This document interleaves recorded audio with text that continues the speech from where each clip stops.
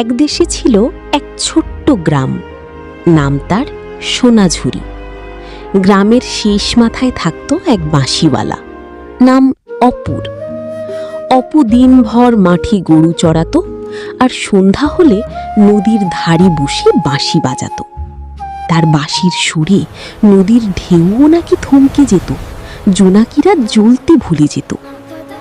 কিন্তু কেউ জানত না, প্রতি পূর্ণিমার রাতে চাঁদ থেকে এক রাজকন্যা নেমে আসত সেই সুর শুনতে। তার নাম জ্যোৎস্না, চাঁদের রাজার একমাত্র মেয়ে।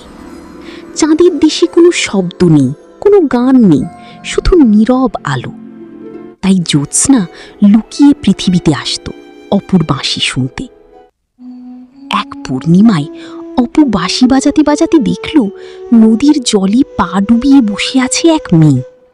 তার গায়ের রং যেন দুধে ধোয়া জ্যোৎস্না, চোখ দুটো তারার মতো জ্বলজ্বল করছে। অপু জিজ্ঞেস করল, তুমি কে গো? মেয়েটি হেসে বলল, আমি তোমার বাঁশির শ্রোতা, তুমি বাজাও, আমি শুনি। এভাবেই প্রতি পূর্ণিমায় তাদের দেখা হতে লাগল। জ্যোৎস্না অপুকে চাঁদের দেশের গল্প শোনাত। সেখানে রূপোর নদী বয়, মুক্তোর গাছে সোনার ফুল ফোটে। আর অপু তাকে শোনাত পৃথিবীর গল্প, বৃষ্টির গন্ধ, ধান ক্ষেতের গান, মায়ের হাতের পিঠার স্বাদ। কিন্তু চাঁদের রাজা একদিন টের পেয়ে গেলেন। তিনি রেগে গিয়ে বললেন, মানুষের সাথে মিশতে নেই, কাল থেকে তুমি আর পৃথিবীতে যেতে পারবে না।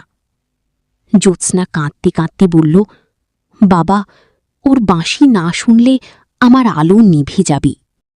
রাজা তখন এক শর্ত দিলেন, যদি ওই বাঁশিওয়ালা এক রাতের মধ্যে চাঁদের দেশে এসে 7 সুরের বাঁশি বানিয়ে শোনাতে পারে, তবেই তোমাকে পৃথিবীতে যেতে দেব, নইলে চিরদিনের জন্য বন্দী থাকবে।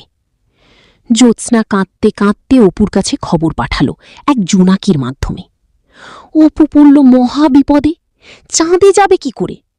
গ্রামের বুড়ো তেঁতুল গাছ তখন বলল, আমার ডালে বসে 7 বার বাঁশি বাজাও, আমি তোমাকে আকাশে পৌঁছে দেব। অপু তাই করল। তেঁতুল গাছ হঠাৎ বিশাল হয়ে আকাশ ছুঁয়ে ফেলল। অপু উঠে গেল চাঁদের দেশে। চাঁদের দেশ ঠান্ডা, নীরব, সবকিছু রূপোর মতো। রাজার সামনে অপু বাঁশি বের করল, কিন্তু এ কি, পৃথিবীর বাঁশি সেখানে বাজে না, বাতাসই নেই। তখন জ্যোৎস্না নিজের চোখের জল দিয়ে বাঁশি ভিজিয়ে দিল।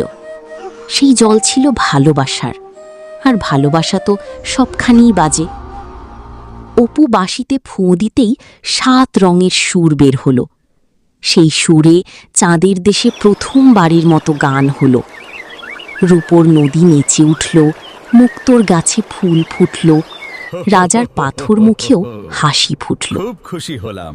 রাজা খুশি হয়ে বললেন, তুমি জিতে গেছো বাঁশিওয়ালা, আজ থেকে আমার মেয়ে যখন খুশি পৃথিবীতে যাবে, আর তুমিও বছরে একবার চাঁদের দেশে আসতে পারবে। সেই থেকে প্রতি পূর্ণিমায় জ্যোৎস্না নেমে আসি সোনাঝুরি গ্রামে, আর বছরে একবার শ্রাবণ পূর্ণিমায় অপু যায় চাঁদের দেশে বাঁশি বাজাতে।